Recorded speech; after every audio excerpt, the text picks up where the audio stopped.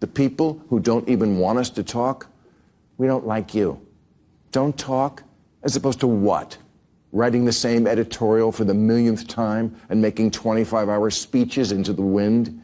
Really, that's what liberals have? He takes the piss out of everybody else and we can hold ours? Okay, that's my report.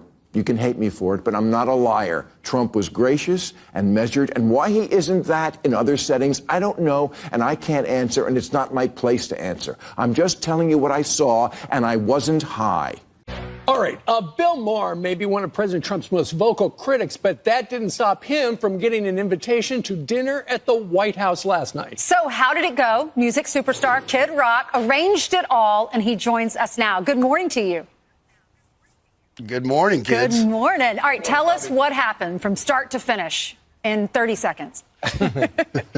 In 30 seconds, I went on Bill's show. I went on his podcast, and I said, man, you know, nothing happens if people don't break bread together and meet face to face. He's been one of the president's hardest critics, and we came to dinner, me, Bill, Dana White, and it could not have been better. Everyone was so surprised, so pleasant. The most shocking thing to me was, you know, Bill's obviously a very big liberal, been very hard on the president, but he's donated a lot of money to other politicians. You know, you've had Biden, Clinton, Obama, everybody. He had never been to the White House, and the president was so gracious. He took us up to the private residence. We saw the Gettysburg Address in the Lincoln bedroom, and I was like, you've never been here, Bill?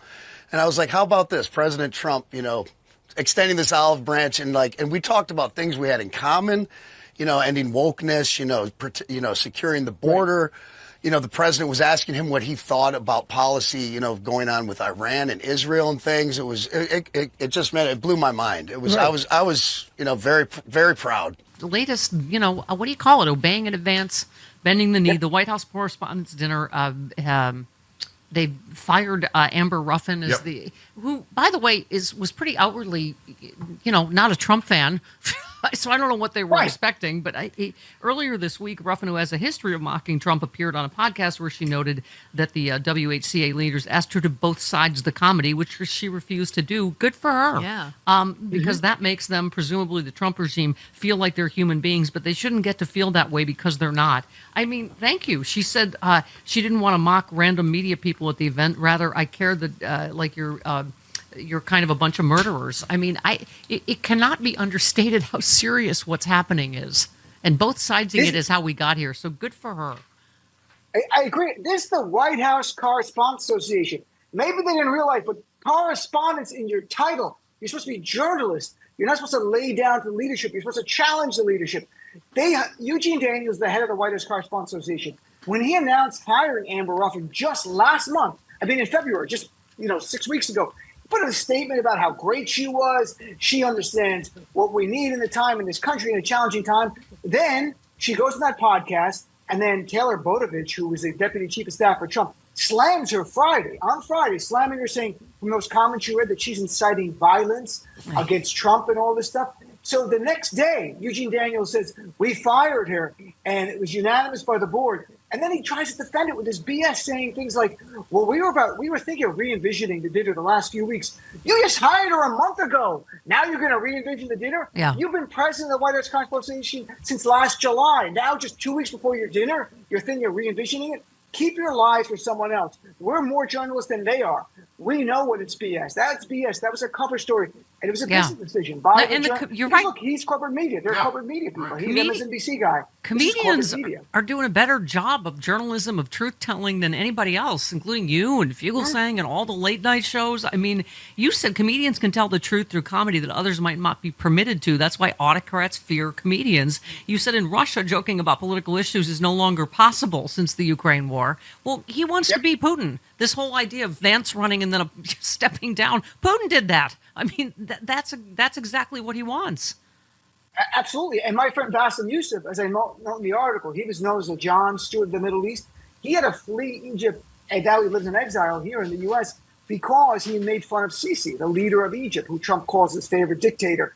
That's what they want. Dictators don't want to be laughed at. They want to be feared. That's why Trump never would go to the White House Correspondents' Dinner. Yeah. He does not want to be a punchline. He wants you to be afraid of them. Yeah. All dictators want you to fear them, not laugh at them. And that's what we're dealing with, the same exact cloth. He's cut from the exact same cloth. By the way, but to me, the White House correspondent given in is indefensible. Yeah, It is and indefensible. you make the larger point. It's not just, you said is what's going on. Daniels and the WHCA, like law firms, other corporations, universities, and more, choose to surrender to Trump because it serves their interest to do so. First, these people should know that appeasement of fascists never works. Thank you.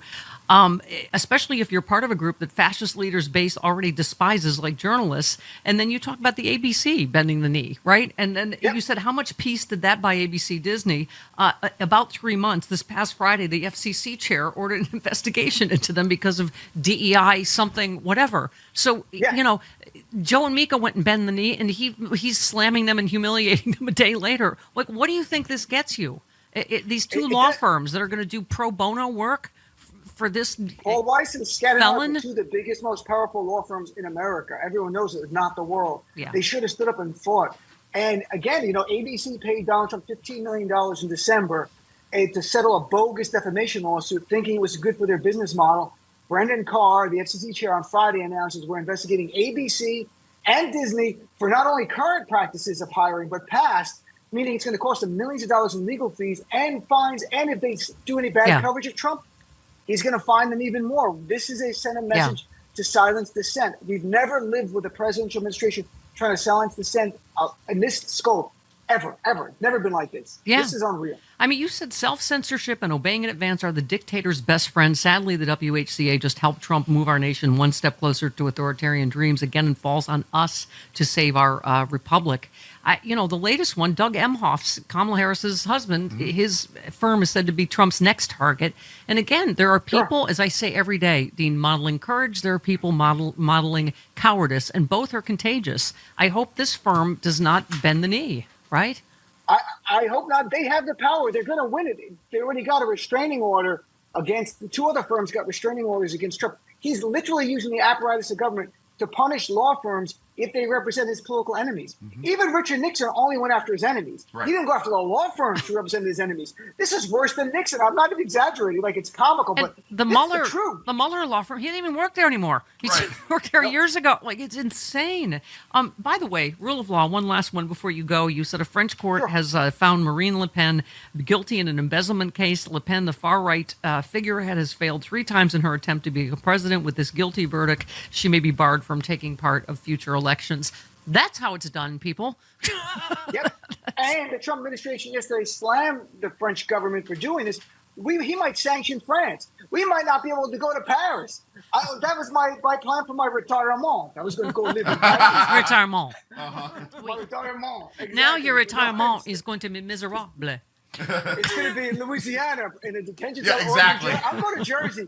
Come find me, ICE. I'm in Jersey. Good luck. Jersey people are going to stand up to you. I'm not that worried. So I love Jersey. Yeah. All right. Dean's got to go because he's busy and important, and he hosts the Dean Obadala Show right here on Sirius XM 127. We love you, Dean. Thanks for your time, as always. Guys. In America, personal religious beliefs should be just that, personal. But today, Christian nationalism is on the rise, threatening separation of church and state. Laws are being passed based on religious doctrine instead of reason, eroding our rights and freedoms in legislatures, public schools, even in courtrooms. One set of religious beliefs is being forced onto everyone else, but that's not what our founders intended.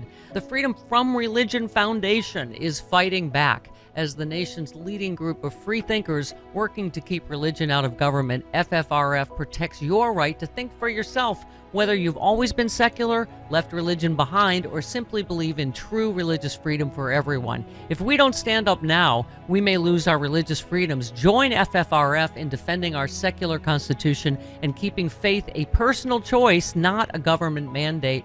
Visit ffrf.us/freedom to learn more, become a member, or text my last name Miller to 511-511, because in a truly free country, no one's faith should dictate everyone's future. Text Miller to 511-511 today.